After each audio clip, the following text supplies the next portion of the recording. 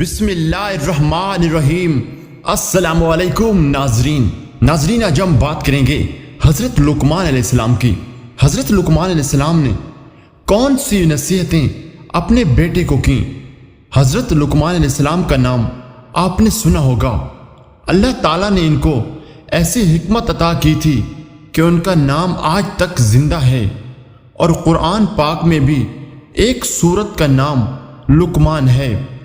اللہ تعالیٰ نے قرآن شریف میں ارشاد فرمایا کہ ہم نے لقمان کو عقل مندی دی اور کہا کہ حق تعالیٰ کا حق مان، اگر تو اللہ تعالیٰ کا حق مانے گا تو یہ تیرے ہی بھلے کے لیے ہوگا۔ حضرت لقمان علیہ السلام نے اپنے بیٹے کو چند نصیحتیں کیں جن کا اس صورت میں ذکر ہے۔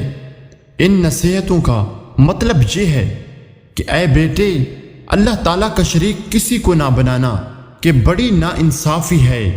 ماں باپ کا کہنا ماننا کہ تیری ماں نے تجھ کو پیٹ میں رکھا، اس کے لیے کتنی تکلیفیں اٹھائیں، پھر 2 برس تک دودھ پلایا۔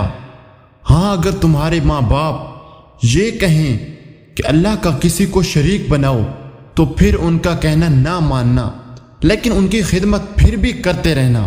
اے میرے بیٹے، اگر کوئی چیز رائی کے دانے کے برابر ہوگی اور وہ کسی پتھر میں ہو یا آسمان و زمین میں کہیں بھی ہوگی، اللہ اس کو قیامت کے روز حاضر کر دے گا۔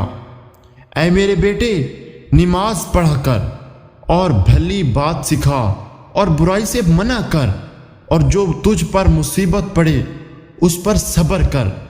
بے شک یہ ہمت کے کام ہیں، اور لوگوں کی طرف اپنے گال نہ پھیلا اور زمین پر اکڑتا مت چل، یعنی غرور نہ کر۔ اللہ کو اترانے والے اور غرور کرنے والے پسند نہیں، اور چل مسیح کی چال اور نیچی کر اپنی آواز، بے شک بری آواز گدھوں کی سی ہے۔ حضرت لقمان نے اپنے بیٹے کو جو نصیحتیں کیں وہ ہم سب کے لیے بھی ہیں کہ اللہ کا شریک کسی کو نہ کریں۔ اس کا مطلب یہ ہے کہ ہم یقین کر لیں کہ ہر کام کرنے والا اللہ ہی ہے۔ ماں باپ کا کہنا مانیں، اگر ہم ذرہ برابر بھی نیکی یا برائی کریں گے تو اللہ تعالیٰ اس کو قیامت کے روز حاضر کر دے گا۔ اس لیے ہم کو نیکیاں زیادہ سے زیادہ کرنی چاہیے اور برائیوں سے بچنا چاہیے، تاکہ قیامت کے روز ہمارے نیکیوں کا پلہ بھاری رہے۔ نماز پڑھا کریں اور لوگوں کو نیک بات سکھایا کریں، اور بری بات سے منع کریں، اور نیک بات سمجھانے اور بری بات کو روکنے میں ہم کو کچھ تکلیف برداشت کرنی پڑے تو اس پر صبر کریں کہ یہ بڑی ہمت کا کام ہے۔ غرور نہ کیا کریں کہ یہ اللہ کو بہت ناپسند ہے۔ اونچی آواز سے نہ بولا کریں کہ گدھے کی آواز کے مشابہ ہے۔ ان سب باتوں کو اپنے دل میں بٹھا لو۔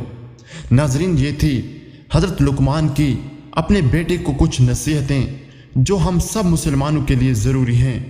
ناظرین، اگر ویڈیو اچھی لگی ہے تو ویڈیو کو لائک لازمی کریں اور ہمارے چینل کو سبسکرائب کرنا بالکل بھی مت بھولیں۔